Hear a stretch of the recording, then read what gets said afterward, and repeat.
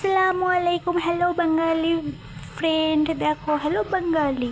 আজকে আমি সাইটিং মাছ হাত ঘষে রান্না করব। তো দেখো এখানে আমি লঙ্কা গুঁড়ো, তেল, নুন আর হলদি দিয়ে দিয়েছি। আলুগুলো কুচো কুচো করে কেটে পেঁয়াজের সঙ্গে। তো দেখো এরপর আমি দিয়ে দেবো জিরে ধনে গুঁড়ো। তারপর এটাকে আমি সুন্দরভাবে মাখাবো। তো দেখো এইভাবে হাতে করে করে এটাকে সুন্দরভাবে মাখিয়ে মাখিয়ে কষতে কষতে এটাকে মাখাবে। এটাকেই বলে যে সাইটিং মাছ হাত ঘষে রান্না করা। আর আলুগুলো এইভাবে লম্বা লম্বা করে কেটে নেবে, টমেটোর লম্বা করে কাটবে, পেঁয়াজ লম্বা করে কাটবে, দিয়ে সমস্ত মশলা দিয়ে এইভাবে করে কষলাবে, ঠিক আছে এটাকে। আর এই দেখো কি সুন্দর সুন্দর একটা বাষ্প বেরিয়ে হয়েছে, খুব সুন্দর সেন্ট বার হয়েছে। সেনেতেই বোঝা যাবে কতটা টেস্টি হবে এটা। তো দেখো হ্যালো বাঙালি ফ্রেন্ড, এখানে আমরা সুন্দর করে পরিমাণ মতো জল দিয়ে দিয়েছি, জল বা পানি যাই বলো। তো এরকম হাত ঘষে সাইটিং মাছ রান্না খেয়ে দেখো, খুব সুন্দর লাগবে আমি বলছি। এখানে আমি 1.5 গ্লাস মতো পানি দিয়েছি, ঠিক আছে। এখানে আমি মাছগুলো এবার দিয়ে দেবো। দেখো সুন্দর করে এই মাছগুলোকে পরিষ্কার করে ধুয়ে নিয়েছি, এবার আমি দিয়ে দেবো।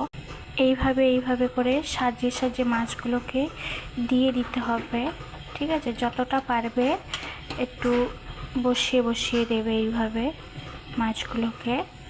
তো দেখো আমি একে একে সব মাছগুলোকে সাজিয়ে নিয়েছি। এইভাবে যারা যারা খেয়েছো কিংবা খাওনি আমাকে বলবে প্লিজ। আর এটাকে আমি গ্যাসে চাপিয়ে দেবো এবার, ঠিক আছে। এইভাবে খেয়ে দেখো, খুব সুন্দর লাগবে। বাঙালিরা তো বেশিরভাগ এইভাবেই খেতে ভালোবাসে। তো দেখো বাঙালি ফ্যামিলি, মাছ রান্নাটা কত সুন্দরভাবে হচ্ছে। তো এই মাছটা আপনি গরমেই হয়ে যাবে ভাবে, ঠিক আছে, কিছু করার দরকার নেই। আর তোমরা এখানে চাইলে পানি আরও দিতে পারো যখন দেখবে যে সেদ্ধ হয়নি আলুগুলো। আর আলু সেদ্ধ হওয়ার সাথে সাথে মাছটাও হয়ে যাবে। মাছটা যেহেতু চচ্চড়ি হবে তার জন্য আমি এখানে ডাল বসিয়ে দিয়েছি। আমি সব কিছু দিয়ে পরিমাণ মতো 1 গ্লাস পানি দিয়ে দিলাম।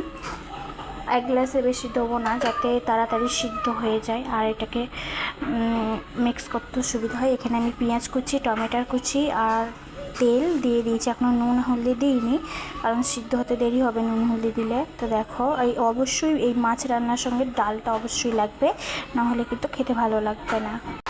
তো দেখো এখানে আমি অল্প পরিমাণ হলুদ দিয়ে দিয়েছি। তারপর এটা দেখেছো পানিটা কতটা টেনে নিয়েছে। এবার এটাকে আমার নাড়তে আর মানে ডালটাকে গলাতে সুবিধা হবে। দেখো তো আমি এটাকে সুন্দরভাবে গুলিয়ে নেব। তো দেখো এখানে ডালটা কত